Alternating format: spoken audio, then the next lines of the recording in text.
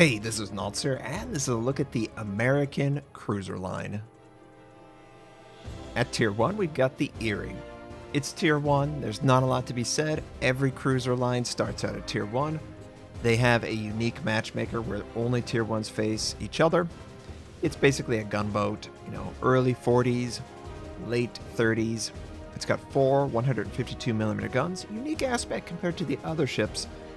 They are single gun mounted gun turrets. So if one gun turret gets incapacitated, you still have 75% theoretically of your guns, whereas a lot of your counterparts at this tier are dual mounted gun turrets.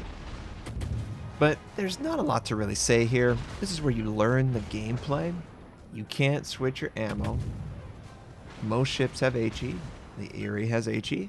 You can't use a premium consumable, and people die in about 10 seconds, 15 seconds under heavy load. It's Tier 1. At Tier 2, we've got the Chester. Now, the Chester looks very World War I-esque, very bulky. That front bow is really blunt. I guess that's the best way to put it. 6 152mm guns. Get used to 152. That's pretty much what the Americans run until Tier 7. It's pretty good maneuverability-wise. 24 knots, 3.8 second rudder. These are all the default, so you can improve them through your commander if you were someone who wanted to invest in a super powerful commander at Tier 3. I'm not going to judge you. But the Chester is pretty good. Now, you can't use all 6 guns all the time. It's more like you can use 4 guns depending on port or starboard. You can maneuver pretty well, and she's okay speed-wise. Nothing to write home with, but it gets the job done. A good player can make this work. A bad player can make it work badly. It's not the worst thing down here, but it certainly isn't the best. Just unload those guns. At Tier 2 again, we've got the Premium Albany. This is a ship that was a part of the Great White Fleet, I believe. This is a Teddy Roosevelt project where he sent around the updated American fleet around the world. Sort of look at our power. Oh, and by the way, we're good people. Whatever that means with the White Fleet. I wasn't alive then. This was a reward premium Tier 2. There's not a lot here.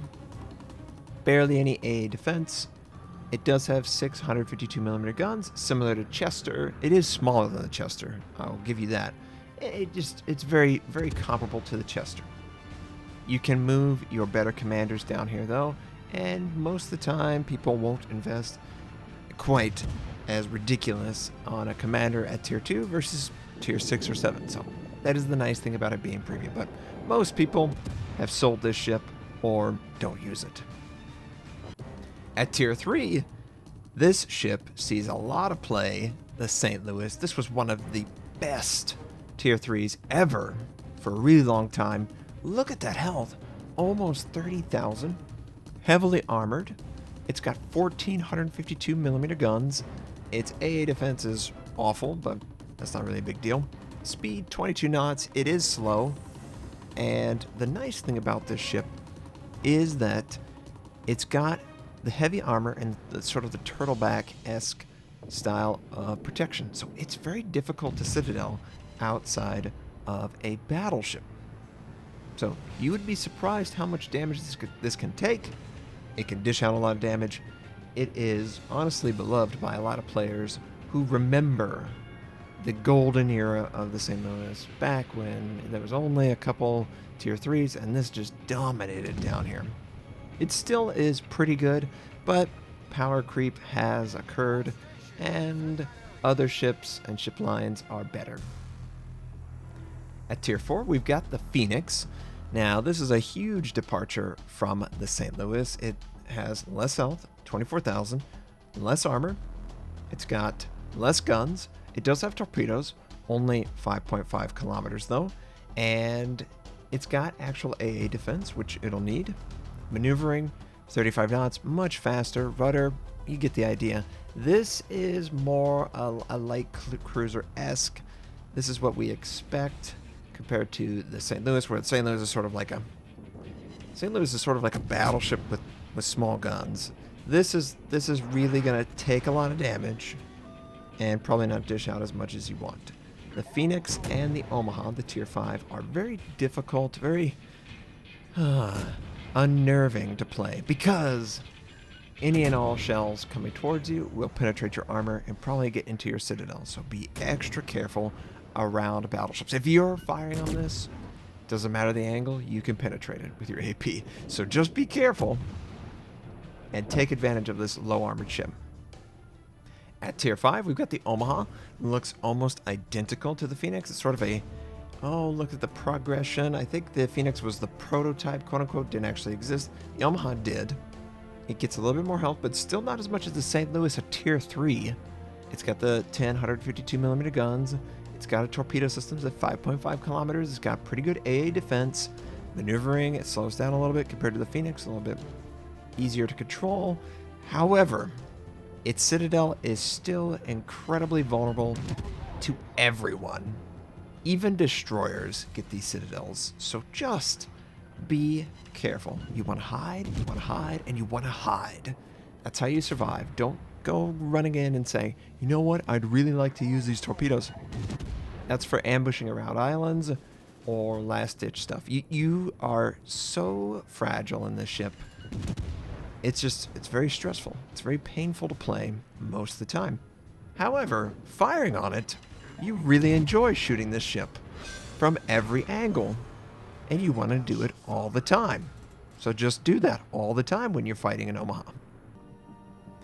At Tier 5, we've got the premium Marblehead. This is similar to the Omaha. It has a little bit improved gun systems, I would say, but it has absolutely terrible detectability and armament max range. 13.9 max range, detection 13.5. It's bad. This thing is always spotted. It is a premium though, so you should basically have concealment in it, but it's just one of those things where, what's the deal here?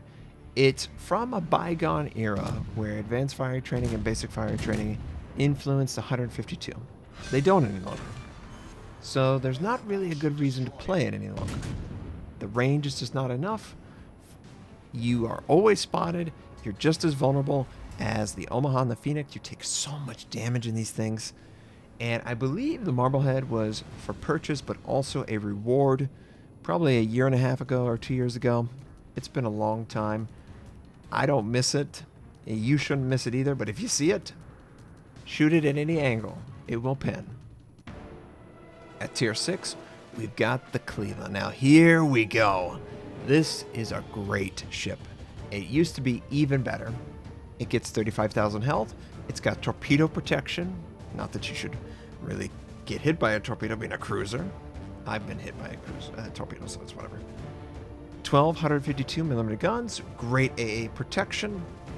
Okay speed, you get the idea. This is a really nice ship to play.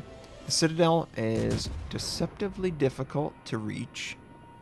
I'm not saying it's impossible, but it's not the easiest thing to hit. It's not Phoenix and Omaha. It's not a joke. You have to plan your shells, hit the target at the right angle, and it should go in and be successful.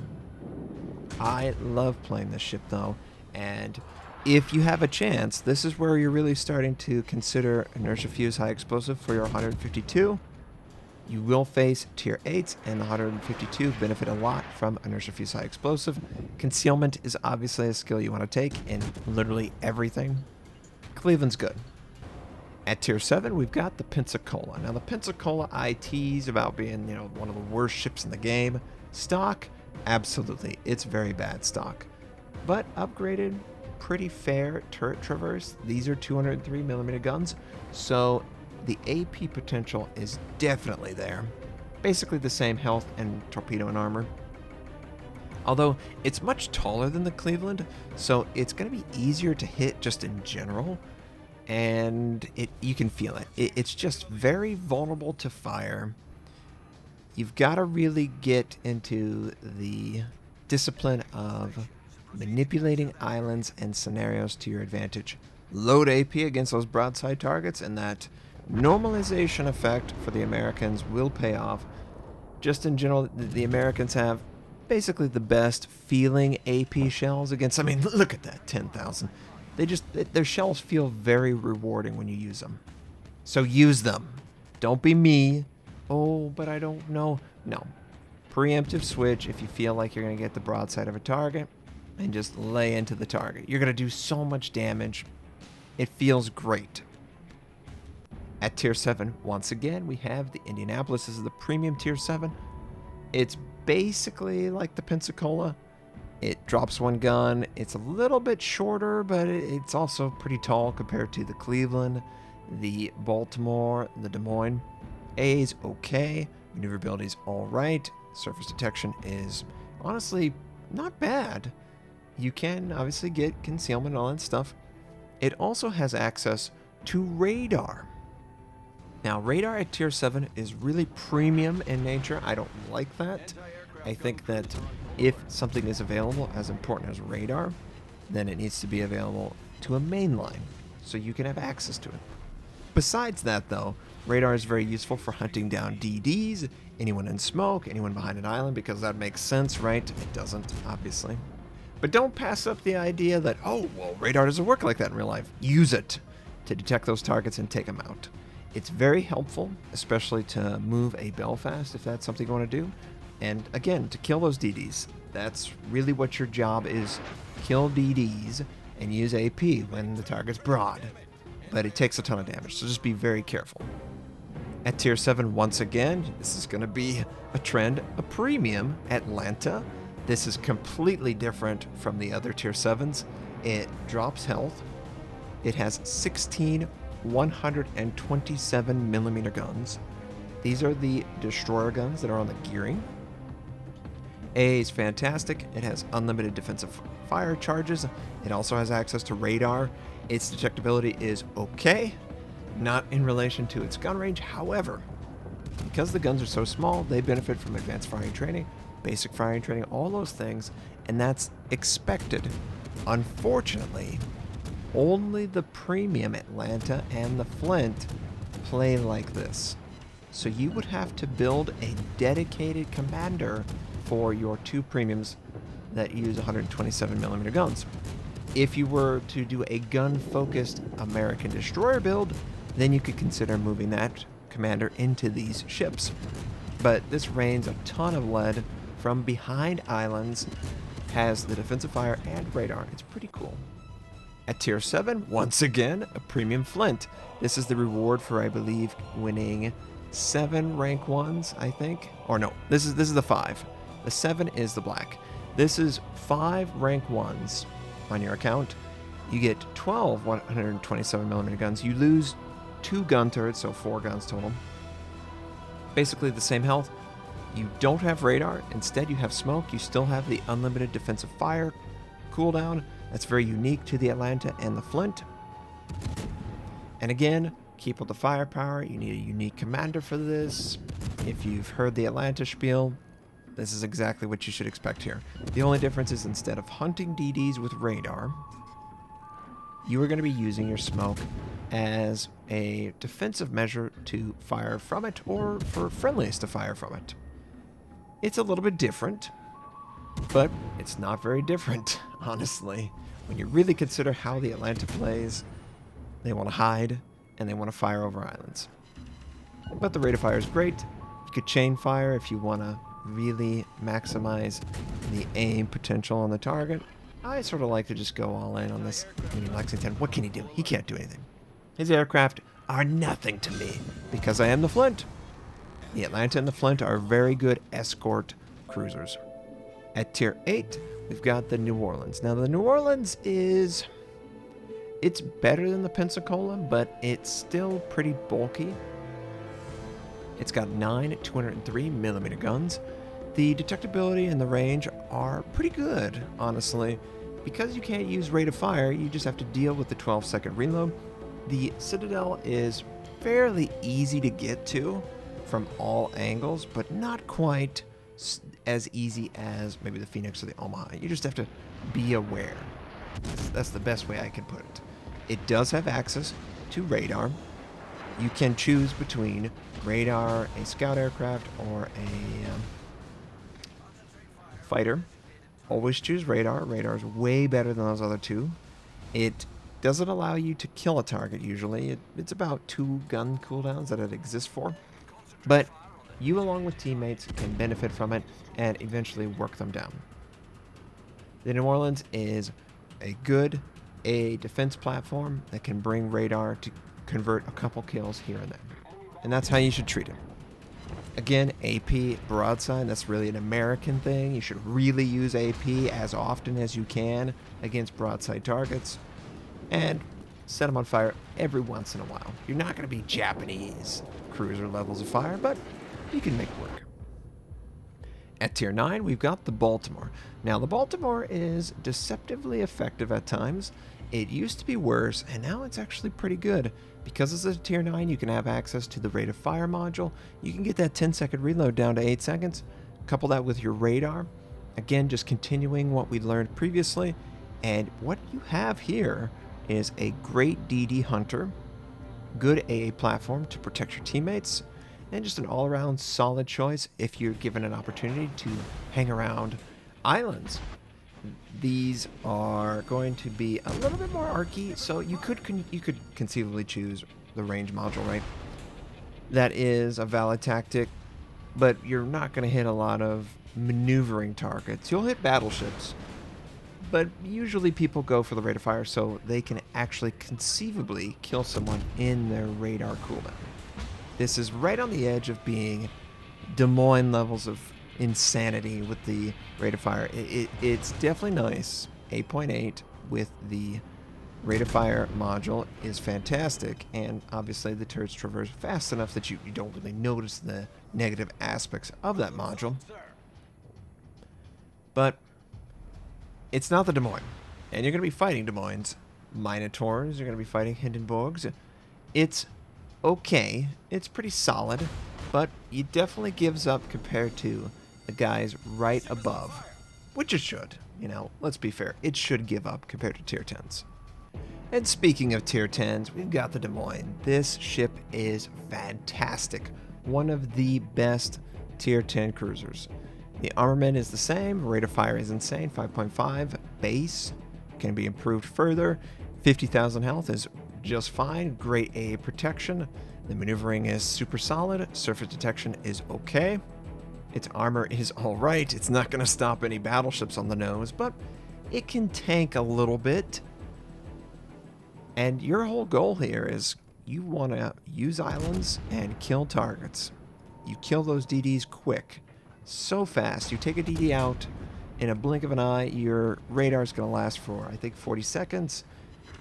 You can get your reload down to, I think, like 4.5, maybe 5, 4.8.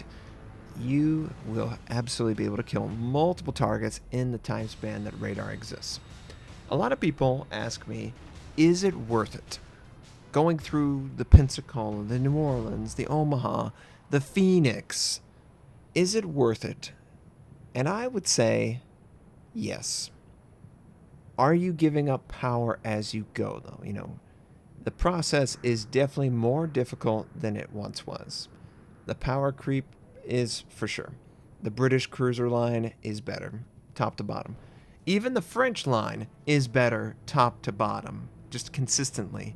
Now, the top end French is not as good as the Des Moines because it doesn't have radar. Radar is just a huge game changer. But if you stick it out, you're going to get a line that works really well around islands, can reveal the enemy's plans, and hopefully end them before they develop into something that is more devastating to your team. Plus, you are a great anti-air platform for your teammates. It's the super support crew. If it flows the way it needs to, you are absolutely a top teammate. I hope you enjoyed this. I hope you have a fantastic day, and I'll catch you next time.